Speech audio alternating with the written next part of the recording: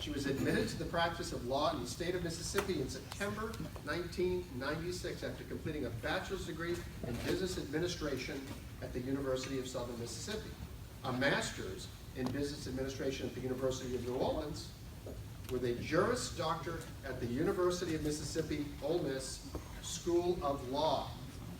She is Commissioner for the 12th Judicial District for the Mississippi Bar Association. Oh my goodness, it's like so I told you you didn't have to read all of it. I'm sorry.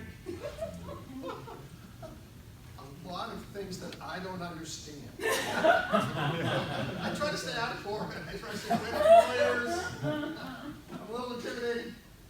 But in summary, she's a licensed attorney, bar commissioner, and a sworn judge. She's a singer and a songwriter. She's an author, radio show host, video blogger. I'm feeling very small. And she is a proud wife and mother. Please welcome her.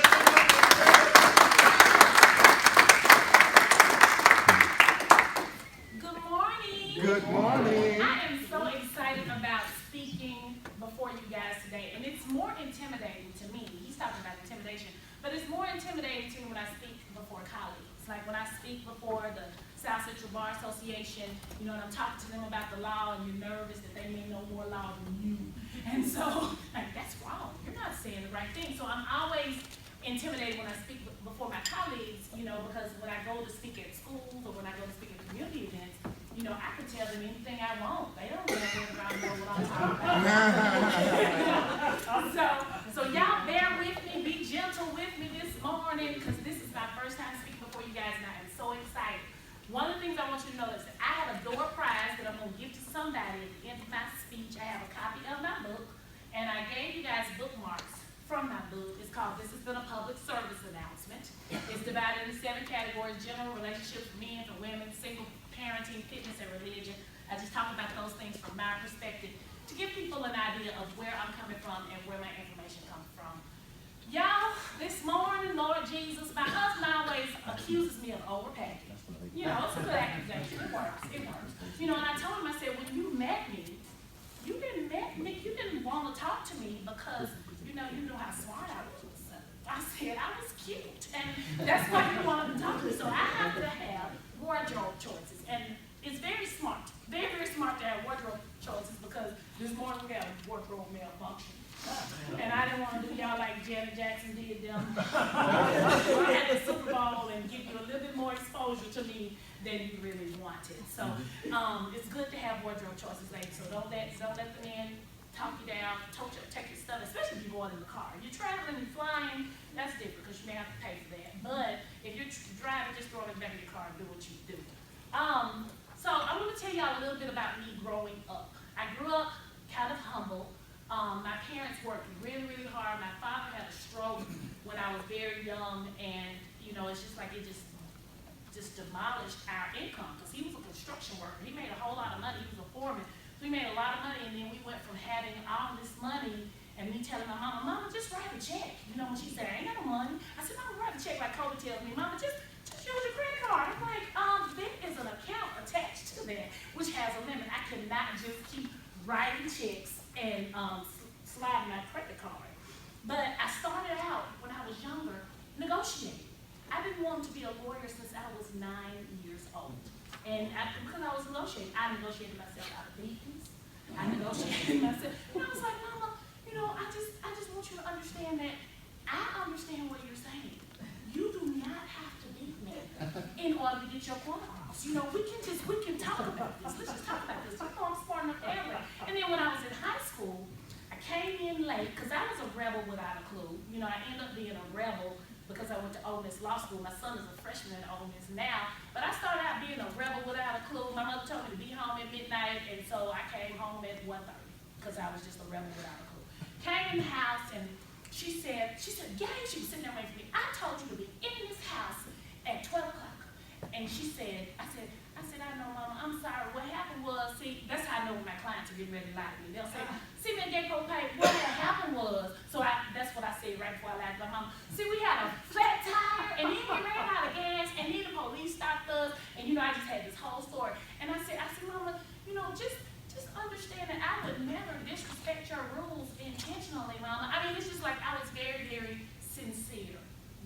stories to my mother, and she believed me. And so I got to a point in life where I realized that the truth is better than fiction. It's like if you stick to the truth, you're gonna end up winning at the end. I mean, you may have to suffer a little bit in the middle, but you're gonna win in the end if you stick with the truth. And that's what I tell my son. I said, if you don't tell me what's going on, then I can't help you. I tell my clients, I cannot be surprised by something that the prosecution brings out in the middle of your trial that I didn't know anything about because you didn't tell me, but you knew. So you have to tell me everything in order for me to know. So the truth is better than fiction when it comes to convey a story and getting your point across.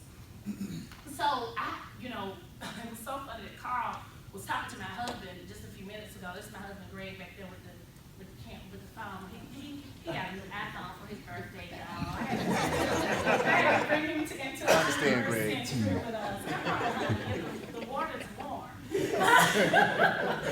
So Carl was telling Greg, he was like, did you marry her because of her smile? She has such a great smile.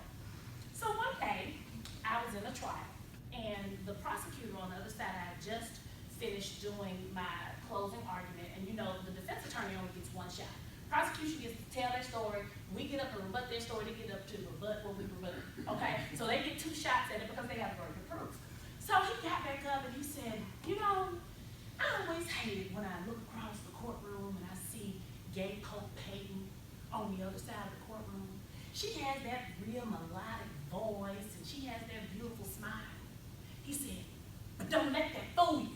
She's trying to distract you from the facts of this case. I was like, after trial, I was like, you're going to give me a compliment and then take it back. That was so ugly. You didn't have to do that. And that's why I always tell people that, my father was really, really strong.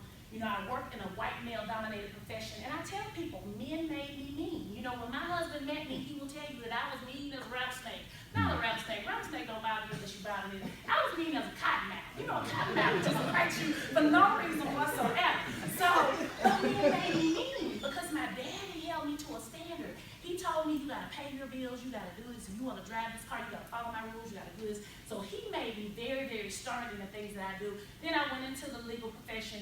That made me mean, and then I messed around and gave birth to a male child. So that really made me mean because I had to really, really be strong with Kobe and, to get him to where he is. And I'm gonna tell y'all a little bit more about that as we move on. But, so I had life goals from the time I was 9, being a lawyer. Then when I was in 9th grade, Sandra Day O'Connor became the first female justice on the United States Supreme Court. And I was so excited about that, and at that moment, that's when I knew that I wanted to be a judge. I didn't know when it was gonna happen. It happened 5 years ago, and I love being a judge, but one of the things that I'm very, very careful to do is to judge the facts and circumstances as they relate to the laws of the state of Mississippi, instead of judging that person who is standing in front of me, because you don't know what people have been through. And that's one of the things that you have to know about your audiences.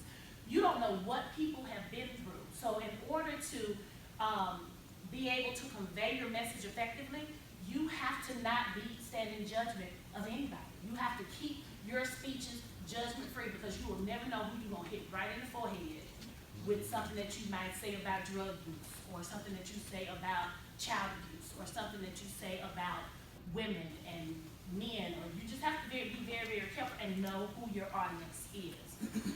Most of my speaking is before juries, and I know my audience because we go through a process where we learn about our audience. But when we go to speak at conferences, we don't know, even though it may be like we were at the hotel this morning, we stayed at the Crown Plaza, they had the brain surgeons conference over there. So most of the time you'll know, you even got the Housekeepers Association, you have the Brain Surgeons Association, so you kind of know who your audience is, but you don't know their background. Even when we go through the voir dire process and we're asking our audience questions, we ask them questions so we can get to know them better. And even when we do that, we still don't know them the way that we would know somebody if we're just having a one-on-one conversation. So you have to be very, very careful with your words. I use a lot of legal terms. My book is based on a concept that I learned in law school called res ipsa loquitur. Now, I've been using that term, what it means really, my whole life. I've been using it my whole life. I just did not realize that I was using it. They gave me a fancy word to use to say what I've been saying my whole life when I took tort law at Ole Miss Law School. So what res ipsa loquitur means is the thing speaks for itself. My husband was asking me just now why I need to have this $20 bill with me. And this is a $20 bill on its face. It's a $20 bill. So this thing speaks for itself until somebody gives me a rebuttable, it forms a rebuttable presumption that this is a $20 bill. But somebody could bring in evidence that this is a copy of a $20 bill. This could be a hologram of a $20 bill. This could be a counterfeit $20 bill. So it's just like the thing speaks for itself, and it is what it is. That's the word that I've been using since I was a little girl. It is what it is until somebody disproves that it is what I'm saying that it is. So that's what the concept of my book is based upon. It's just like I tell people, when you read my book, don't be offended by some of the things that may hit you a little harder. It's when I was a little girl, I learned a phrase that said, it's the hit dog that hollers. So if, I tell the guys, because my biggest chapter in my book is the PSAs for men. Y'all need the most help. So, so that's my biggest chapter. And someone told me, I was being interviewed at a TV station in North Mississippi, and she said, what would you say to people who would say that there's a little male bashing that goes on in your book? I said, I would tell you what I learned when I was a little girl, is to hit down and holler. So if I am hurting your feelings with what I'm saying, that means you might need to tweak your life just a little bit to make the environment around you a little bit more conducive to the needs of a woman. How about that? Don't get mad at me. I'm just a messenger, man. Another legal term I love to use is the totality of the circumstances. I did a commencement exercise at William Carey University last year, and that was the basis of my commencement address. I talked about the totality of the circumstances, and I also talked about how you have to have a holistic view of who a person is. It's just like people see me, they're like, oh, she has a bachelor, she has a master's, she has a JD. They think about that, but they don't think about the totality of who I am. They don't think about the fact when I was going to grad school at the University of New Orleans, I was so broke I couldn't pay attention. My mother would send me a little wrinkled $10 bill through the mail, cash she would send through the mail, and she would send me that little $10 bill, and I would take that $10 bill, I would put $3 worth of gas in my car, I would go to Winn-Dixie, which was right behind my apartment, I would buy myself a 5-pound bag of sugar, 10 packs of Kool-Aid, and 10 packs of ramen noodles, and I would sit until my scholarship stipend hit the bank. Okay? They don't know about that. And my son, Lord, y'all pray for Cody. Cody is up at Ole Miss. And Ole Miss, they call it the Harvard of the South. And so many rich people send their kids to Ole Miss.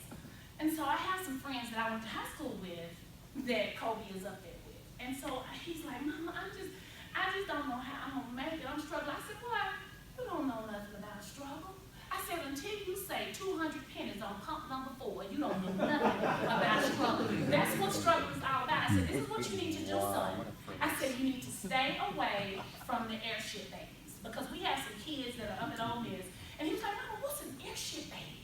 I said, that's a child whose granddaddy was rich. His great-granddaddy was rich, so his granddaddy was rich, so his mom was rich, and now he's rich. I said, you need to stay away from the airship babies because, son, you are not an airship baby. I said, the only thing my daddy left me was alone. So I need you to leave me alone because I ain't got no money.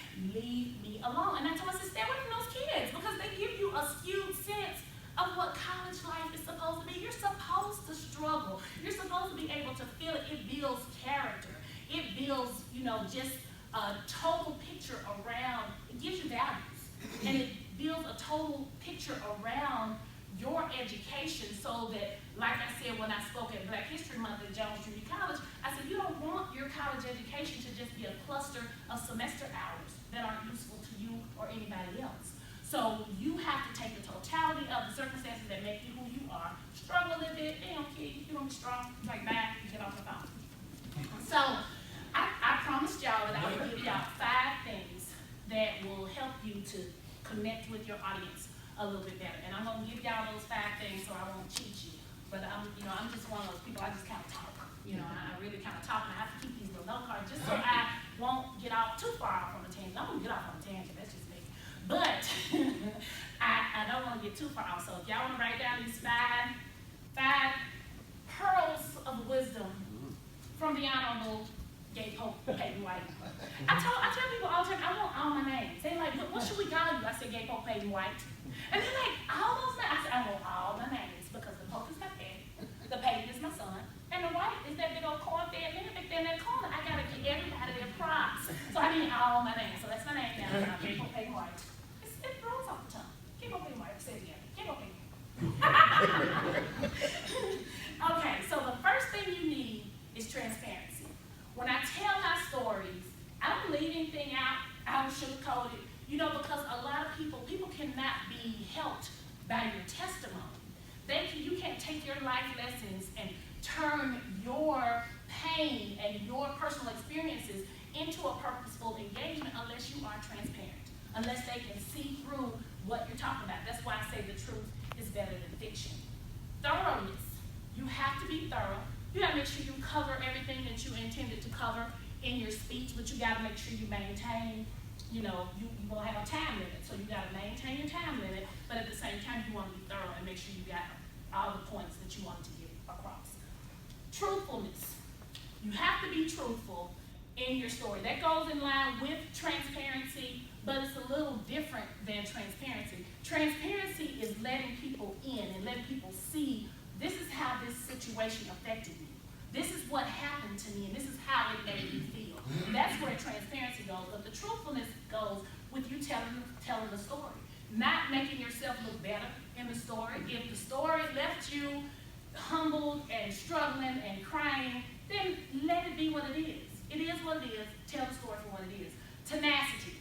You have to have tenacity because sometimes when you're talking to a group, you're going to look out into the crowd and look at you like this. You can't let that hurt your feelings. Don't get in your feelings. That's what the kids say. Don't get in your feelings about that. Some people, don't know how to respond. They don't know how to respond to you, and they don't know what to expect from you. So, it's like a lot of times people will read my bio off, and they expect me to come in there all stiff and stuffy with my chest stuck out, And so last weekend, Pastor Picasso Nelson had his church anniversary last week, and I was the MC. And I told the audience when I got up there, I said, this is not a stiff and stuffy occasion. You can laugh, you can enjoy yourself, clap your hands, stand up, do whatever you want to do. I said, and I know that Pastor Nelson didn't want it to be a stiff and stuffy occasion because if he did, he never would have invited me to be the MC. So he knew what he was getting. That's me. And the last thing is your temperament. You have to show yourself as at least a little different. You have to know your audience. Like when I'm doing a commencement exercise, I'm a lot more serious than I am laid back. But I still have to make my audience relate to me. My audience has to be able to feel my temperament, feel that I am there to convey information to you, useful information that you'll be able to take with you and go through life. So keep your temperament together and follow those 5 things, and you will just soar. People will be inviting you because they love you. They will love you because of the fact that you have shown transparency, thoroughness, truthfulness, tenacity, and temperament. Okay? All right. And I'm not through. I still got a few more minutes. Don't push me out. I ain't through. Okay. What time do I have to finish? 9:40, 9:50? Yes, 9:50. Okay, 9:50. Okay, so I ain't through. I got 12 minutes. Okay. So, you're going to impact different people in different ways. Like I said, when I tell stories about my life, different people are going to be impacted in a different way. When I tell a story about my son's journey with cancer, a lot of people will be like, oh, I lost my grandmother to cancer, or I lost my mama to cancer. It's relatable. People will relate to the pain that you go through and sitting there watching your loved one go through chemotherapy and radiation and all those surgeries and everything that's going on with that. So you have to make sure that you make it relatable. Make them understand that I'm a human being. I'm just not somebody who's up here because somebody paid me $5,000. I'd be so glad when I get to be one of them speakers. When do I get to be one of them speakers? $5,000. But when you get paid $5,000 for a 45-minute keynote, it's just like you still have to be relatable if you want to be asked back or if you want to be referred by someone else. I go, and I'm telling you, when I tell you I go where I'm called, and most of the time when I go, I'm not being paid a dime. I go to elementary schools, I go to high schools, I go to college classrooms, I do assemblies at universities, I do commencement exercises, I go where I'm called because I want to have an impact on my community, because these children that are growing up in these schools, they're gonna have to be your nurse one day. They're gonna have to be your doctor or your banker. And you wanna make sure that you're instilling some values in those children so that when they get to be where they need to be to take care of you, they'll be ready. But we get so caught up in our lives, in the hustle and bustle of our lives. I don't care how I can be on the bench.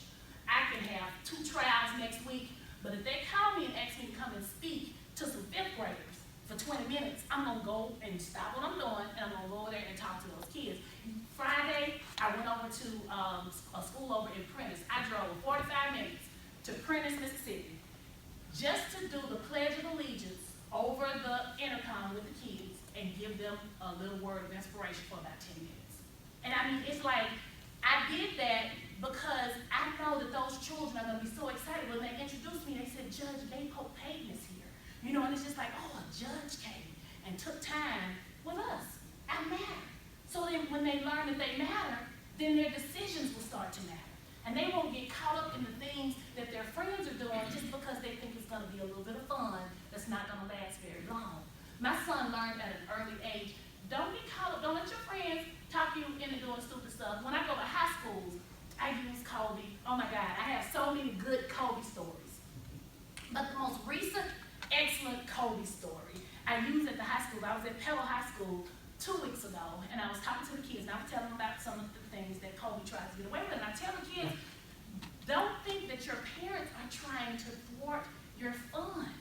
I said, rules exist for the purpose of thwarting chaos, not your fun. You can have fun and be under control. If anybody watched the movie Lean on Me with Morgan Freeman, he said, discipline is not the enemy of enthusiasm. Children can be under control and still have a good time. So Kobe decided, when Greg was my boyfriend, Greg and I went to Kentucky for my birthday. And Kobe decided, in his little idiot brain, that he was going to have a party while his mom was out of town. At my house. Imagine that. Imagine that.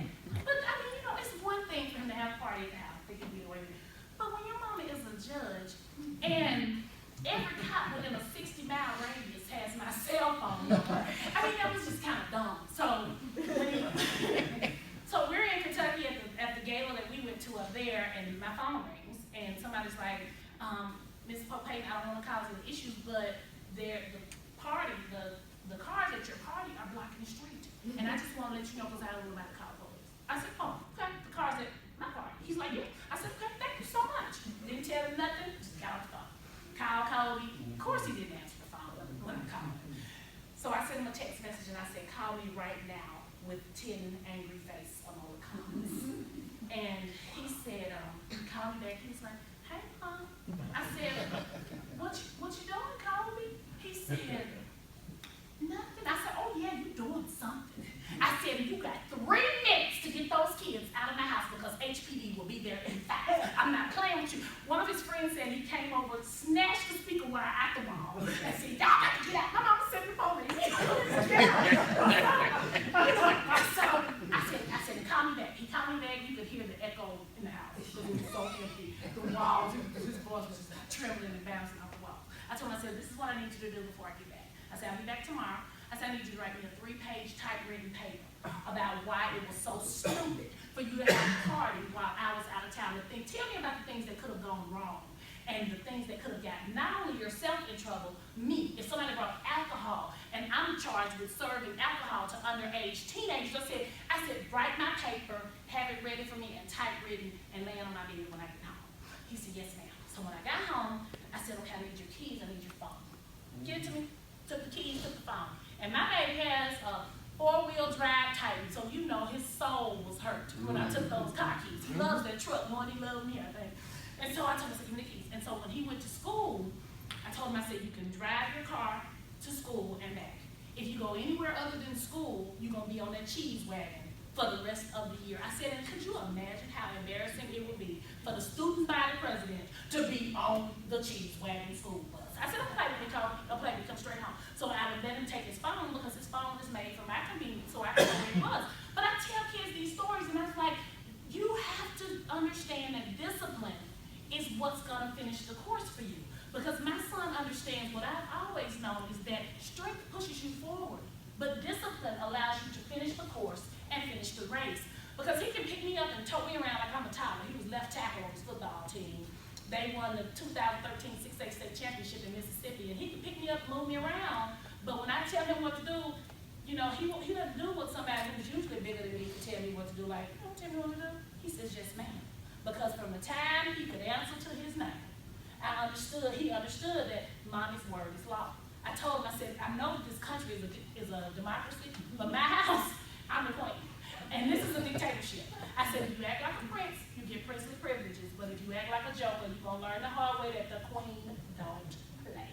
Okay, so he understands that. He understands that, and he walks the line, and he knows that there are consequences to what he has to do.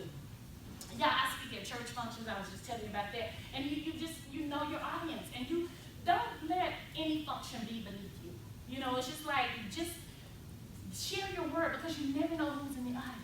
You know, you may just be going to speak or sing. I sing. So I may just be going to sing at somebody's family reunion, and just go in there and sing a song, a happy birthday party to their 80-year-old grandmama. But their uncle, who is prime minister to, Bourbon Street, might want me to come back and sing the national anthem for some other event that they're having. Or if I'm going to speak to a small group of kids, somebody may be in the room and they'll tell their father, Daddy, Polk Payton came to the school to talk to us today, and this is what she told him. He could be a president of a bank and invite me to come and speak at a bankers association function. You never know who's in your audience and whose life you can impact with the words that you give. I speak at women's conferences. That's always a lot of fun. There's always a lot of fun because women, they like the things that I say, because I'm sassy. And I say things about men that women are usually afraid to say. And so they love me at women's conferences. They really love me at women's conferences. And so, and when I was single, y'all see how big my husband is, but in these shoes right here, I'm 6'2". I'm 6'2" in these shoes. So people kept telling me, Gay, this one right here kept telling me, Gay, it's about what's in a man's heart. It's not his size. I said, but you corn-fed and got big shoulders, and your wife looks like a Barbie doll. So how you gonna tell me to look at the heart? Get out my face, Picasso. That's what I told him. So I told him, I said, and people were saying, you're blocking your blessing. And I said, well, as tall as I am, I do not consider it a blessing to have a man under my armpit looking like he's about to latch on and nurse. That's not a blessing to me. So if that's the blessing I'm blocking, it can stay blocked. I ain't worried about that. I'm just not worried about that. I'm really, really not. But I talk to women about things, and I use legal, okay, good. Okay, I talk to women about things, and I use legal terminology to do it, like the attractive nuisance doctrine. The attractive nuisance doctrine says that if you have something on your property that is inherently dangerous, but it's attractive, like a sand pit or some logs that some kids might want to climb up on, or a swimming pool that's not covered, that's an attractive nuisance. It's attractive, but it's a nuisance because of the fact that a child does not appreciate the danger of that thing. So they'll go running in and jump in the water because they're thinking that it's no deeper than their tub that they've been in. And if that child drowns, then you're responsible. You are responsible for anything that happens, even though they were trespassing on your property. You have an attractive nuisance on your property. So I tell women and I tell men, I said, when you go out into the dating world, I said, you see that dude walking in with those big old broad shoulders? He has to turn sideways, walk through the bar because his shoulders so broad. I said, but what you can't see is the danger behind that attraction. I said, you don't know that he already has 2 outstanding warrants for domestic violence, and he's living in his mama's basement. I said, that's what you don't see. Look at him. And I tell men the same thing. I said, you will see somebody with a $5,000 Peruvian silky weave hanging down her back, but you don't know. You don't see. You see the attraction to that. She got this banging body and these red bottom shoes, but what you don't see is that her children are living with her mom because she can't get her life together enough to raise them herself. She got 4 of them. And then she has an eviction notice hanging on her door, and she's hiding her car from the repo man. These are the things that you can't see, but it's attractive to you, so you don't realize it's a danger until it is destroying you. Like that child, when he gets in that water. He doesn't realize that it's a danger until he's drowning. So I use what I have to give people perspective on life. And so I try to be transparent with that, use my stories. I try to turn my personal experiences into a purposeful engagement by using what I have and sharing my stories. That's what I do. Thank you.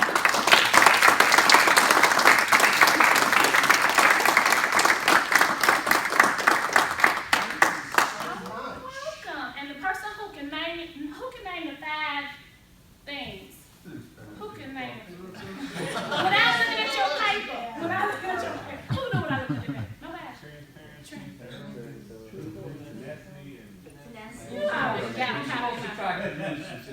Huh?